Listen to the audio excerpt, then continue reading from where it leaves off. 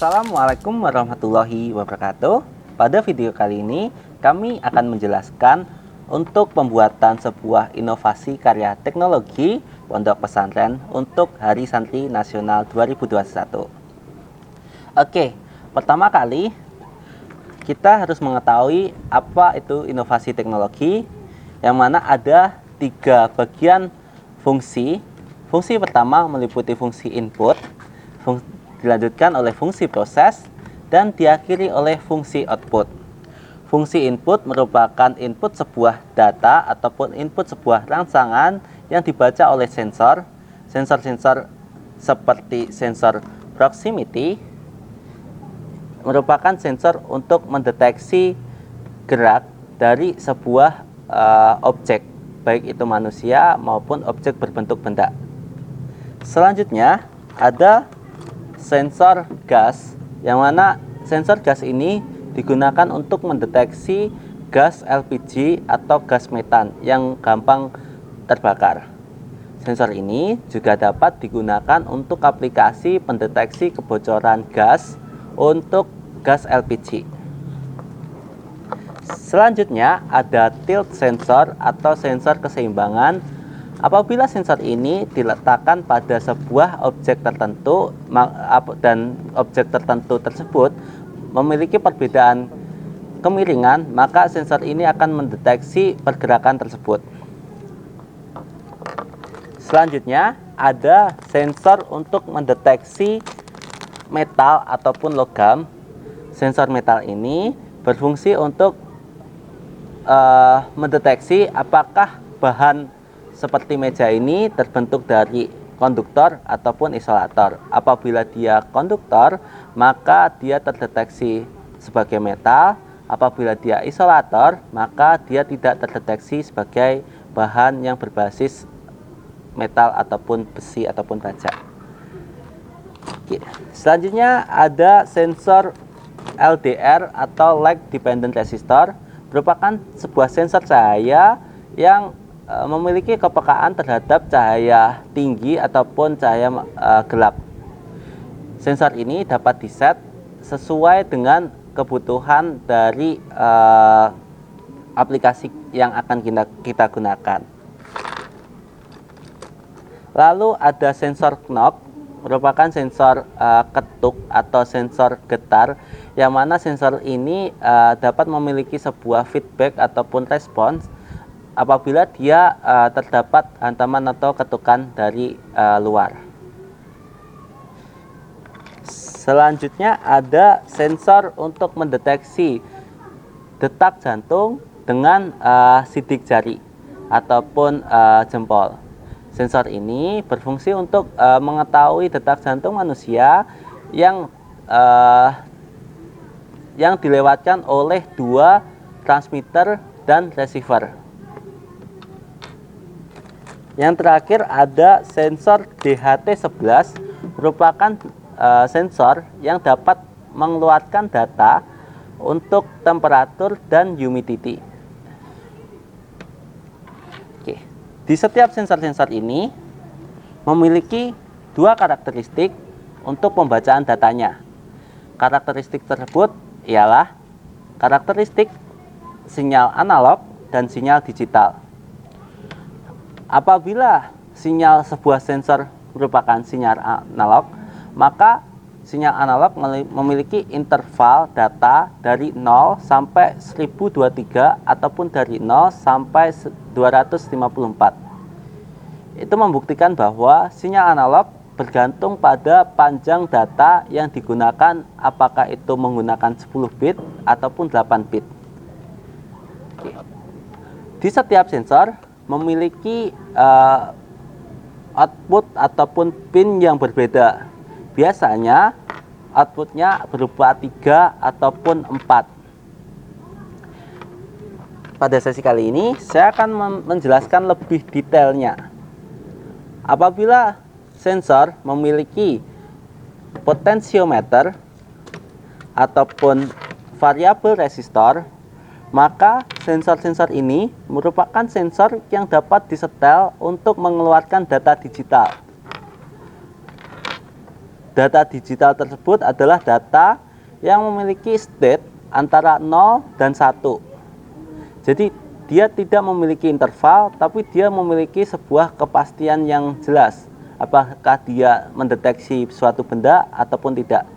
Misalkan ini merupakan sensor metal ataupun sensor untuk mendeteksi sebuah material apakah terbuat dari baja ataupun tidak.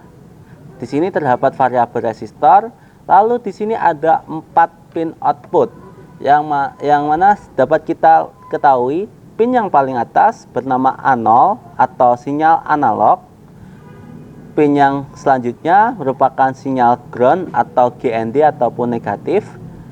Yang selanjutnya adalah VCC atau positif, bisa digunakan untuk supply 5 volt atau 3,3. Yang selanjutnya yang terakhir ada D0 atau data digital. Apabila sensor memiliki 4 sinyal output atau 4 pin output, maka sensor tersebut dapat mengeluarkan data baik analog maupun digital. Apabila kita memerlukan sebuah interval yang cukup panjang misalkan antara 0 sampai 1023, maka kita dapat menggunakan untuk sinyal ataupun untuk pin analog. Namun apabila kita hanya menggunakan bahwa 0 dan 1 apakah itu benar-benar metal atau tidak, kita hanya menggunakan D0 saja sudah cukup. Nah, berikut merupakan sensor-sensor yang dapat mengeluarkan data digital. Lalu kita beranjak pada sensor-sensor yang hanya dapat dibaca melalui sinyal analog. Ada pasif infrared, ada Hz detector, dan ada knob. Ketiganya tidak memiliki potentiometer atau variabel resistor, maka sensor ini hanya dan pasti memiliki 3 pin output. Apabila kita lihat dari sebelah kiri, merupakan ada pin S, merupakan sinyal. Lalu dilanjutkan oleh yang tengah adalah pin VCC ataupun positif ataupun plus 5 volt atau 3,3. Yang selanjutnya ada pin ground atau GND atau negatif. Semuanya memiliki karakteristik yang sama dan sensor analog dapat menghasilkan interval sesuai dengan panjang data yang kita gunakan, ataukah menggunakan 8 bit atau 10 bit. Adapun sensor-sensor yang lainnya merupakan sensor pabrikasi dari beberapa manufacturing, maka sensor ini memerlukan tambahan library khusus seperti sensor DHT11. Apabila kita menggunakan sensor ini, maka harus menambahkan library khusus di dalam Arduino IDE. Oke. Ini merupakan beberapa input ataupun proses dari sebuah sensor-sensor. Selanjutnya kita akan membahas mengenai apa itu yang namanya proses ataupun microcontroller. Microcontroller pada aplikasi inovasi teknologi pondok pesantren ini, kita menggunakan ESP8266V3 atau dapat dikatakan node MCU Lolin. Pada ESP8266 ini memiliki keistimewaan khusus yang mana dia dapat mengeluarkan sebuah jaringan WiFi tertentu untuk terkoneksi dalam sebuah jaringan baik itu cloud maupun jaringan berupa WiFi access point. Ini merupakan wujud dari ESP8266 yang memiliki 40 pin, yang mana ada A0, D1, D1 sampai D8, dan ada beberapa fungsi pin RX tersendiri. Oke. Selanjutnya kita akan menginstal beberapa software yang digunakan untuk memprogram ESP8266 ini. Kebutuhannya merupakan seperti kabel USB ini, dan kita dapat mendownload aplikasi pemrograman dengan Arduino IDE yang dapat dicari di web search ataupun google.com. Kita dapat mencarinya menggunakan keyword Arduino software. Dalam Arduino software, kita dapat mendownload aplikasi Arduino IDE sesuai dengan versi yang terbaru. Mohon diperhatikan untuk melihat Windows yang digunakan ataupun beberapa yang kebutuhan aplikasi Arduino IDE ini tersendiri. Apabila Arduino IDE sudah terdownload, maka Arduino IDE dapat diinstal dan dapat digunakan secara langsung. Namun, untuk memprogram sebuah board ESP8266 diperlukan ekstensi tambahan ataupun penambahan board extension melalui preference dengan tutorial yang ada di link di bawah ini.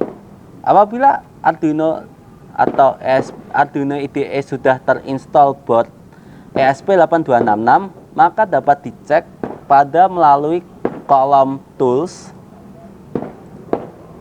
Board Manager, maka di situ terdapat ESP8266 board, dan di sini dapat digunakan untuk memprogram generic ESP8266 modul ataupun NodeMCU 0,9 ESP12 modul. Kita dapat melakukan konektivitas antara microcontroller ini dengan PC yang kita gunakan.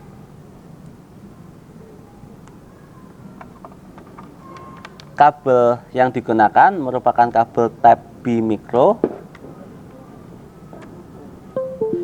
Oke. Apabila laptop tidak mendetek sebuah USB serial pada ESP8266, atau kita dapat mengeceknya di bagian Device Manager pada sebuah laptop, dapat dilihat bahwa apabila di Device Manager masih terdeteksi bahwa ESP8266 merupakan device eksternal, maka diperlukan installing USB driver sesuai dengan kebutuhan ESP8266 ini. ESP8266 versi ini menggunakan IC CH340, atau kita dapat mengaksesnya langsung atau mendownloadnya secara langsung dengan web search dengan keyword download driver CH340, dan apabila sudah menginstalnya sesuai dengan prosedur, maka dapat dilihat dengan Device Manager ESP8266 dengan komputer akan terkoneksi apabila terlihat bahwa dia terdapat COM berapa yang terkoneksi di laptop atau PC. Pada saat ini ESP8266 terkoneksi pada COM 8. Sebelum melakukan coding, pastikan pada tools kita mengatur bahwa board sesuai dengan yang ditentukan. ESP8266 board menggunakan generic ESP8266 atau NodeMCU 0,9 ESP12 modul. Untuk pengaturan port disesuaikan dengan port yang sudah tertera pada Device Manager. Port-port ini, apabila port sudah sesuai, maka program dapat dilakukan secara langsung. Aplikasi dapat dinyatakan atau board dapat terinstall apabila kita melakukan verify dalam sebuah program example di Arduino IDE yang sudah ada.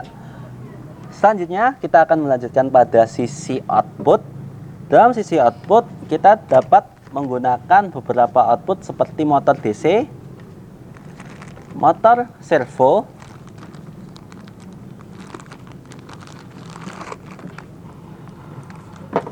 ataupun solenoid valve.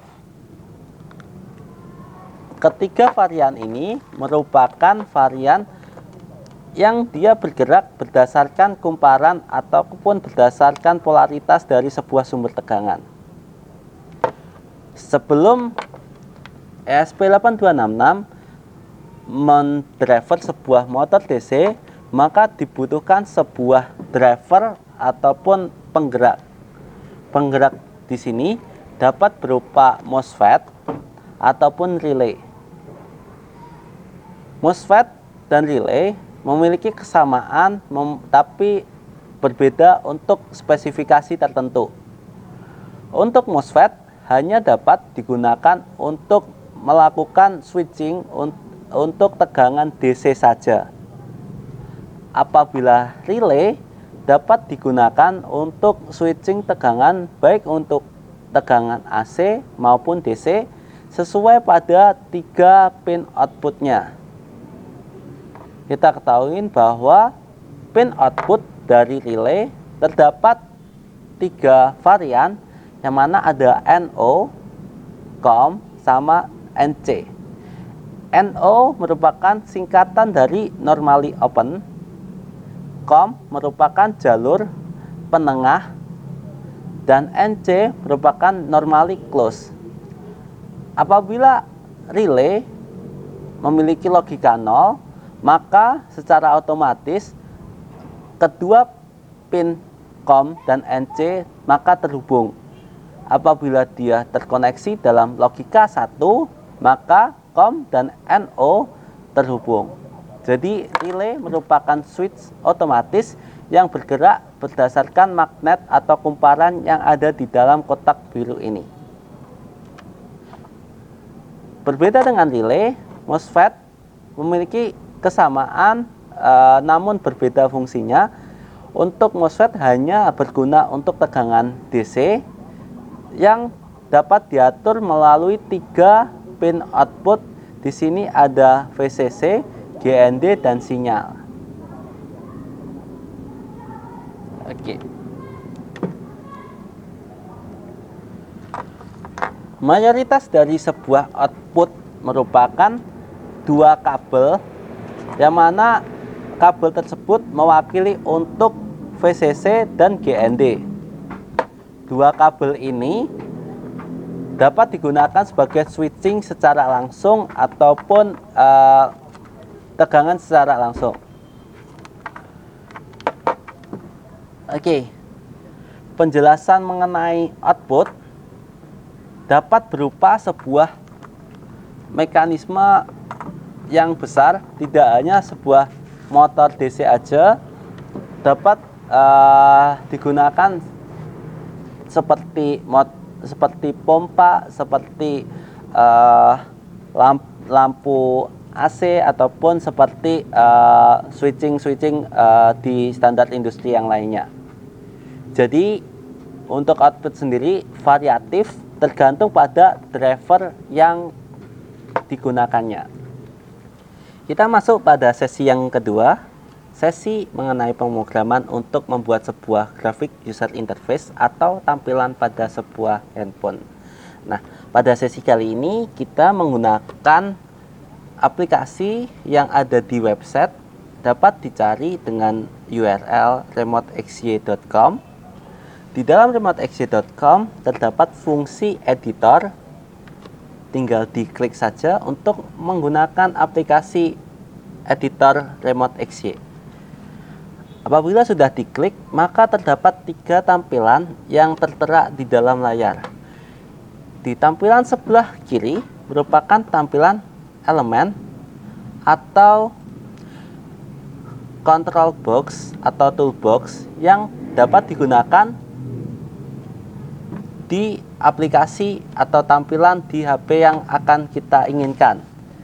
Di elemen ini terdapat 3 parameter. Yang pertama ada control, kedua ada indikator, yang terakhir ada decoration. Nah, untuk control merupakan tampilan yang dapat memberikan sebuah input masukan untuk ESP8266. Di dalam control terdapat komponen seperti button, switch, select, slider, joystick, dan RGB color, dan edit field. Dan selanjutnya ada parameter indikator, yang mana ada tampilan untuk menampilkan sebuah LED, RGB LED, linear level, arch level, linear division level, dan tampilan baik itu suara maupun tampilan yang ada di smartphone kita. Oke. Selanjutnya yang terakhir ada decoration. Nah, di dalam decoration ini ada beberapa label dan panel. Label ini untuk memberi nama tampilan yang akan kita gunakan. Mungkin yang pertama kita dapat menggunakan label terlebih dahulu untuk memberikan nama apakah aplikasi yang akan kita buat ini. Misalkan aplikasi penyemprot otomatis. Nah, untuk merubah properties atau untuk merubah tampilan ada di bagian properties dan text of label, dan menambahkan tambahan tampilan aplikasi penyemprot otomatis.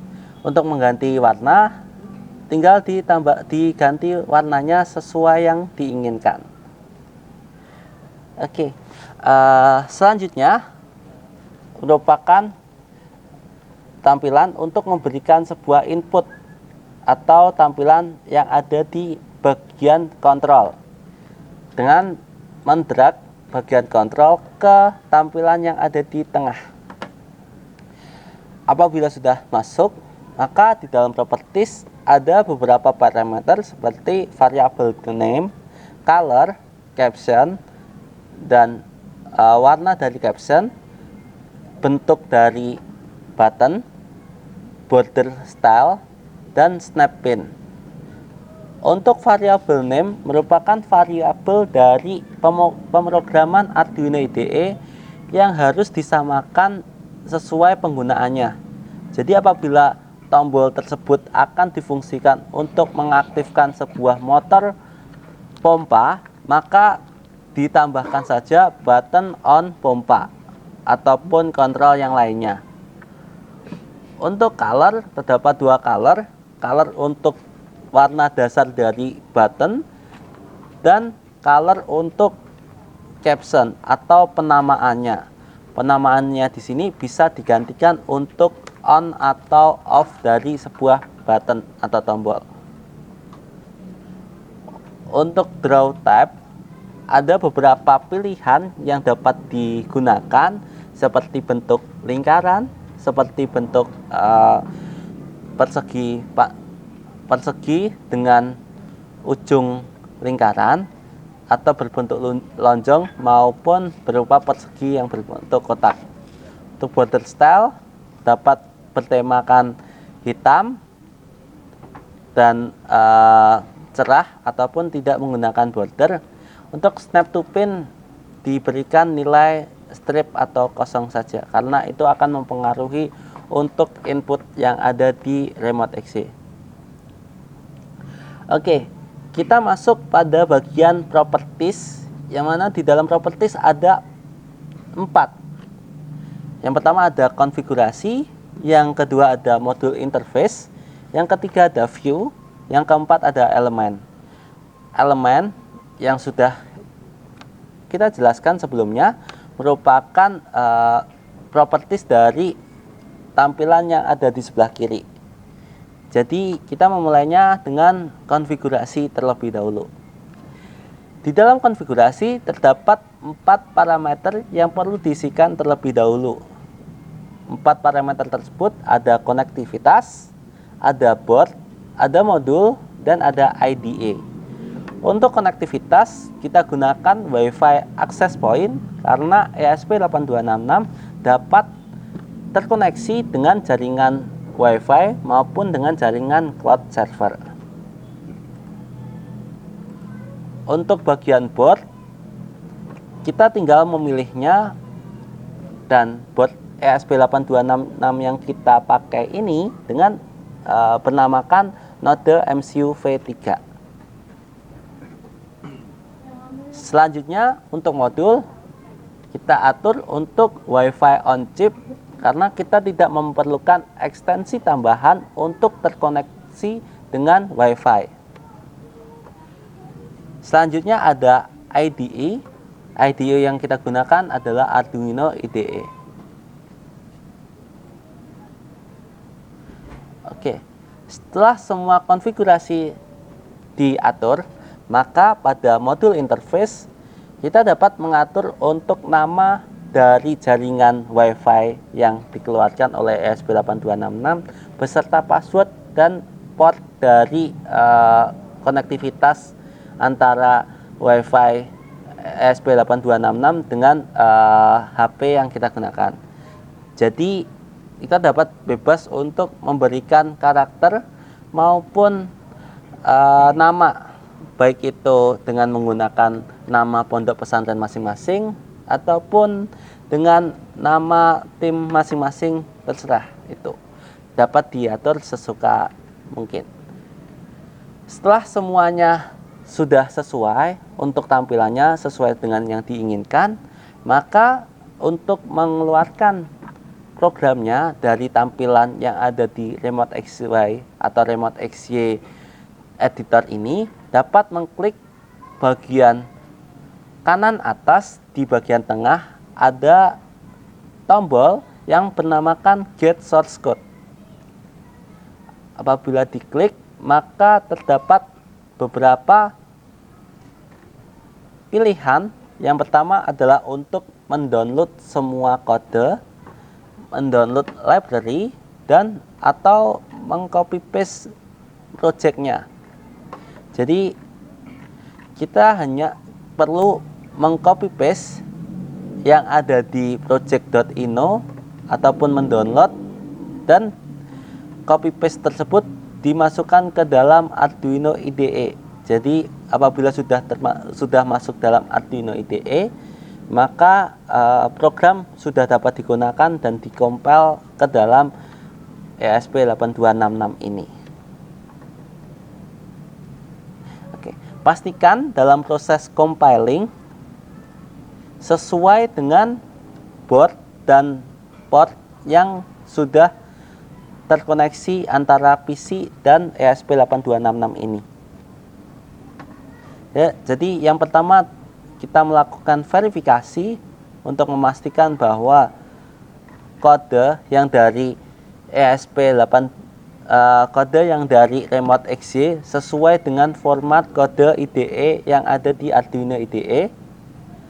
Apabila telah melakukan proses verifikasi, kita dapat melakukan proses upload yang tombolnya ada di sebelah kiri atas di bawah kolom edit.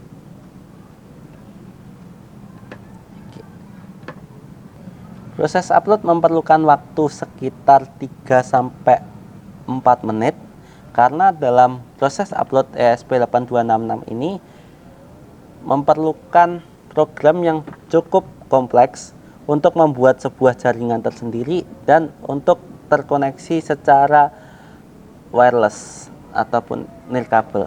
Pada aplikasi handphone, kita dapat mendownload dengan aplikasi yang sudah dibagikan dalam kolom chat yang bernama Remote XY. Nah, di dalam tampilan Remote XY, apabila belum terkoneksi dengan modul sama sekali, maka tampilannya akan kosong. Untuk menambahkan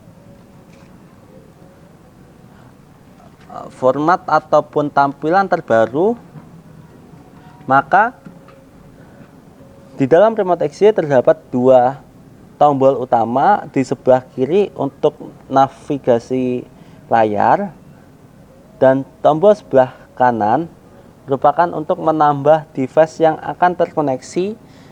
Device ini merupakan device ESP8266 ataupun device IoT lainnya yang digunakan untuk konektivitas antara microcontroller dengan aplikasi Remote XY ini.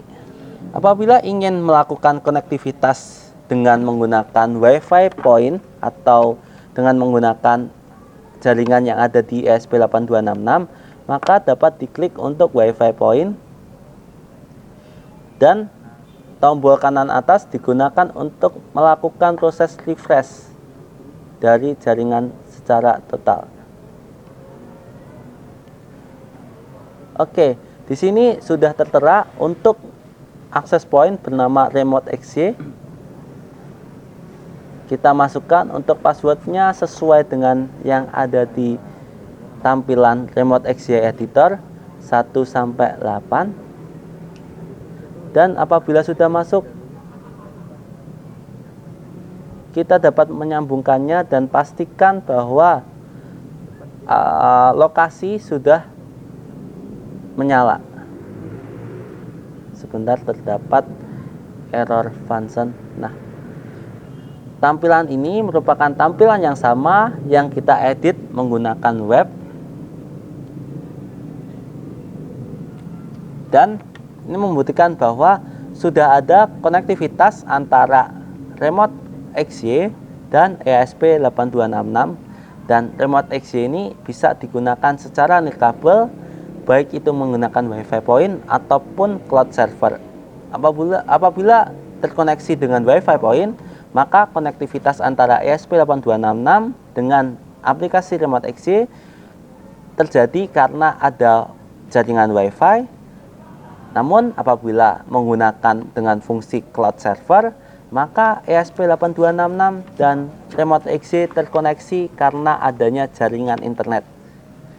Jadi kita dapat menggunakan aplikasi IoT atau Internet of Things hanya dengan chip yang sekecil ini.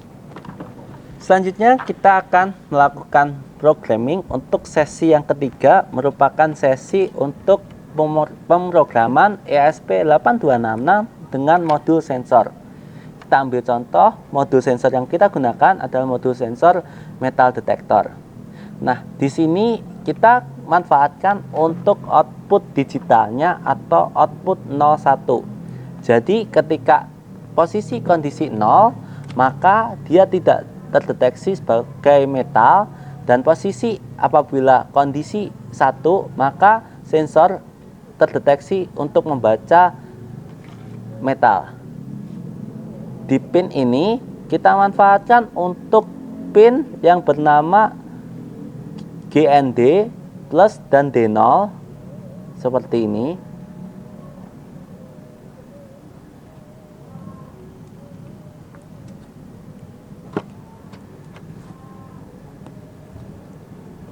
Oke, posisi GND diwakili oleh kabel berwarna putih, posisi plus diwakili oleh kabel berwarna ungu, dan posisi D0 diwakili oleh kabel berwarna biru. Maka di ESP8266 posisi GND kita sesuaikan dengan posisi GND. Posisi plus atau yang ungu kita posisikan di plus 3 volt, dan posisi D0 atau sinyal kita posisikan pada pin yang ada di ESP8266. Di dalam pin ESP8266 kita dapat memanfaatkan pin yang bernama D0 dengan sampai D8 dan A0. D0 digunakan untuk input dan output sinyal digital, dan A0 digunakan untuk input sinyal analog.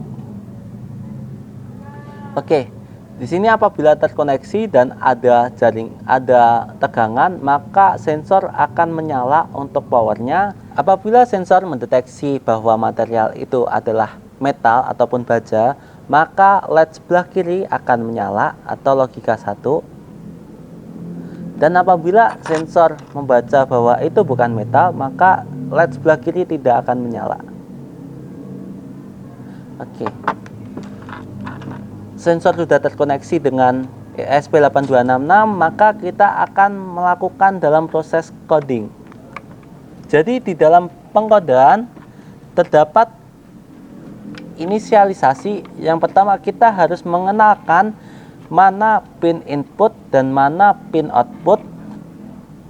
Yang di dalam ESP8266 ini terdapat pin yang memiliki nama lain, seperti di D0 memiliki nama lain yaitu berangka 18, D1 memiliki angka lain yang bernama 5, D2 memiliki lain yang bernama D4, pin 4.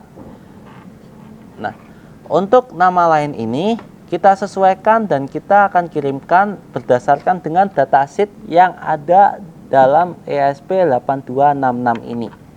Jadi apabila kita memanfaatkan untuk D5, maka kita akan menginisialisasi bahwa D5 yang memiliki nama lain pin 14 digunakan sebagai input untuk membaca sensor atau untuk menggunakan akses sensor metal ini. Jadi di dalam Arduino IDE terdapat dua fungsi utama, yaitu void setup dan void loop. Setelah kita menginisialisasi pin-pin yang ada di ESP8266, maka kita akan melakukan proses void setup untuk membuat sebuah serial atau komunikasi berbasis serial yang digunakan untuk apakah sensor ini sudah masuk di dalam sistem yang ada di ESP8266. Jadi kita menambahkan untuk coding serial.begin 115.200 ini untuk pengaturan baud rate atau kecepatan konektivitas antara ESP8266 dan PC untuk komunikasi serialnya.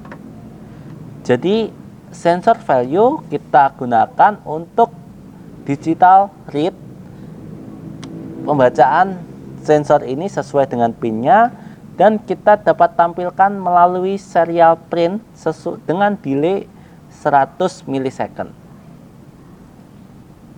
Kita dapat melakukan compiling secara langsung dan kita dapat menampilkan hasil dari serial monitor di kursor sebelah kanan atas yang bernama Serial Monitor Manager. Baik ESP8266 maupun Arduino maupun STM memiliki kesamaan karakteristik. Apabila terkoneksi secara serial, maka konektivitas ini harus disesuaikan dengan portnya. Jadi perhatikan port yang digunakan oleh ESP8266 ini ke PC. Jadi pastikan untuk melakukan pengecekan yang ada di device manager di PC kalian masing-masing.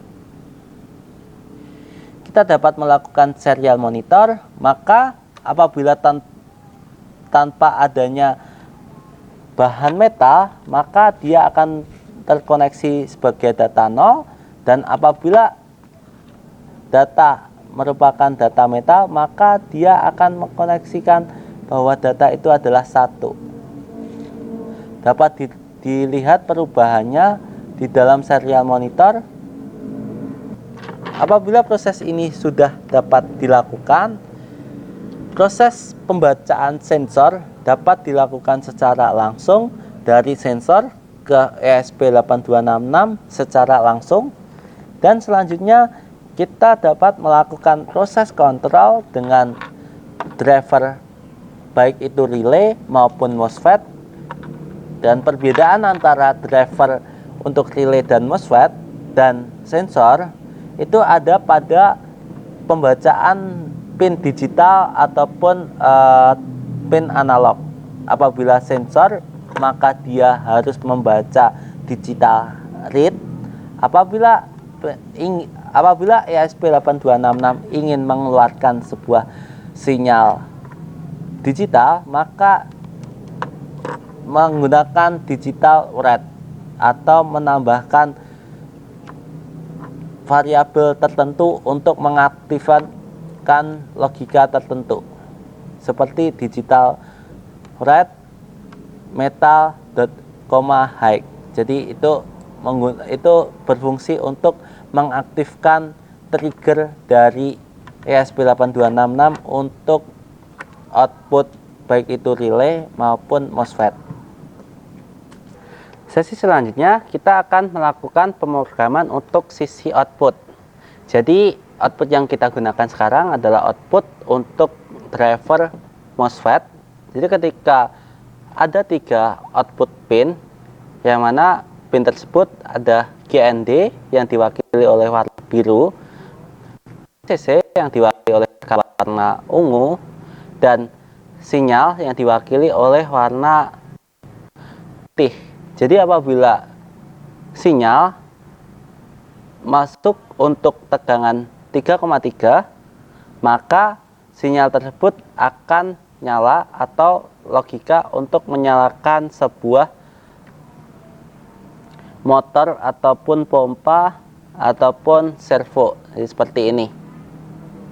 Jadi apabila controller atau driver masuk pada GND, maka dia akan logika 0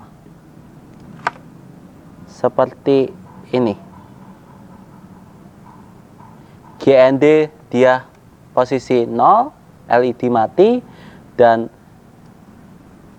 3 volt dia akan menyala dan LED nyala, menandakan bahwa supply dari V plus dan GND, dan di sini ada V in dan GND, maka switching akan berjalan antara V in dan V plus akan menyambung. Seperti itu untuk driver MOSFET. Sama halnya dengan driver MOSFET, driver relay memiliki stage yang sama, ada DC plus, DC in, DC min, dan input. DC plus diberikan input 3 volt, DC min masuk ke GND, dan in masuk untuk di pin output. Apabila in masuk ke 3 volt, maka relay akan melakukan switching. Maka apabila in sama dengan GND, maka relay tidak melakukan aksi atau apapun. Seperti itu untuk penjelasan output. Dan selanjutnya output dapat diimplementasikan secara langsung untuk menggerakkan motor DC, motor pompa, maupun servo. Sekian penjelasan singkat untuk programming, baik itu untuk input, proses, maupun output, yang meliputi oleh programming yang ada di tampilan graphic user interface dan membaca sinyal analog ataupun sinyal digital dari sensor. Dan selanjutnya untuk beberapa toolkit dapat dilakukan pemesanan sesuai judul yang tertera pada grup koordinasi Hari Santri Nasional untuk Inovasi Pondok Pesantren 2021. Sekian dari kami. Wassalamualaikum warahmatullahi wabarakatuh.